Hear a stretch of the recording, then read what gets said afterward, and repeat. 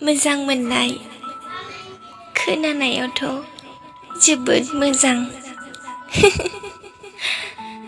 आंबो मोजां मोनदोंमोन, नाथाय दुखुनि अनगा आं जेबो मोनाखै।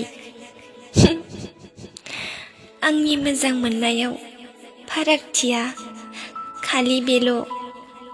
आं बिखौ मोजां मोनदोंमोन, नाथाय बियो नङा। आं बिखौ हास्थायदोंमोन, नाथाय बियो नङा। आं बिनि गासै दुखु दाहाखौ आं गावनि सानना लादों, नाथाय बियो नङा।